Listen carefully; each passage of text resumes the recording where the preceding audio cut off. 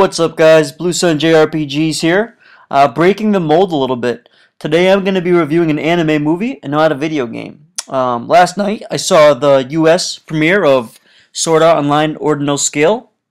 So I'm going to be doing a quick review about it, what I thought was good, what I thought was bad. Keep in mind I am reviewing this from the perspective of a pretty big Sword Art Online fan, so I am biased about that. I will definitely not hide that. I've put over 60 hours into Sword Art Online Hall of Realization. Watched season 1 and 2 multiple times, so I definitely am a pretty big fan. Yeah, but quick thoughts on the movie. If you didn't know, this was the US premiere. Came out on March 9th in limited theaters. It's only going to be out for that one day. I'm a little bummed because I'd probably go back and see it again, but maybe it'll be on TV or something eventually, or on DVD or Blu-ray.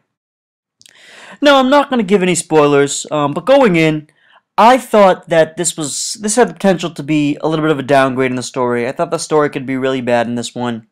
Just because it's a one-off, it's not the main series, so I didn't know what to expect, to be honest.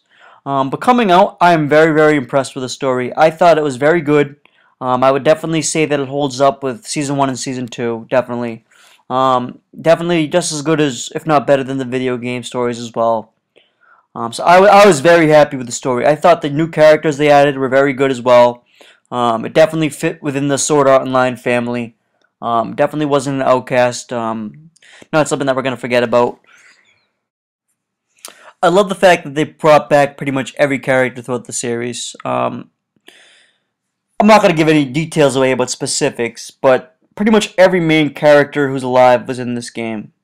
I thought that was really cool. It gave us a lot more detail into the actual personalities of some of the characters that you don't get to see enough in the game. See a lot of Silica, a lot of Liz, a lot of Leafa. Actually, not as much Leafa as you'd expect, but she's in there. A lot of Klein's in there as well. Some of Klein's crew. Angel's in there for a little bit.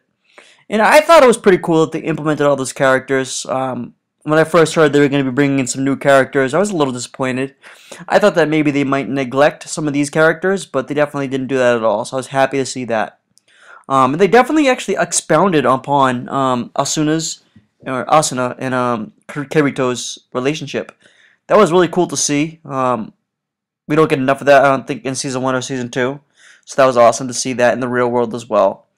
Because most of what we do see from them is in the Sword Art Online or All-Time Online world, so that was cool to see them actually in the real world interacting. And I don't know if this was a US thing or a worldwide thing, or maybe it was just my theater, but the volume initially was very, very loud. The combat was almost painful, I would say, even.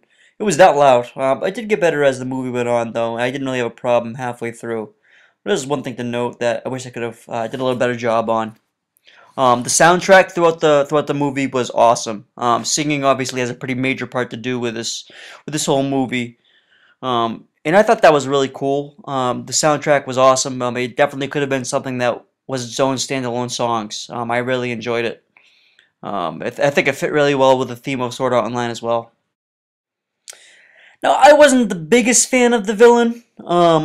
I thought he wasn't quite as good as Oberon, or definitely not as good as Akihiko Kayaba, but he was pretty good. I mean, it didn't seem too unrealistic. I mean, obviously it's a crazy plot line, so all this stuff is going to be far-fetched. But Akihiko Kayaba definitely seemed like he was realistic, and even even Oberon seemed pretty realistic too. And this guy, to a lesser extent, I mean, he seemed realistic. I mean, he seemed like it could have happened. So I mean, he was a good villain, but I just don't think he lived up to the other two. Ultimately, I mean, yeah, I'm not gonna actually go too much more detail because I don't want to give spoilers away. But I thought he was pretty good, but not great. Overall, the anime, the quality of it, it looked a little bit worse to me. I'm not gonna say not worse, but it looked like they repeated a couple things, just a couple of times. Like here's one example. They would show a shampoo bottle, talk over the shampoo bottle, go to a quick scene of like actual characters, and then back to the shampoo bottle. And that was only about a 30-second time frame, but it was just a weird choice that they would do that, as it had no relation to the movie at all. It was just a strange strange point, I guess, or strange thing to include in there. But I thought there was a lot of fan service. I obviously love the fan service. I thought it was really cool. They have a part where Silica sings. I mean, if that's I don't think it's too much of a spoiler, but it was really funny. Silica was singing, and her banter with Liz was really cool. You definitely see a lot more of their friendship and their relationships outside of just Kirito.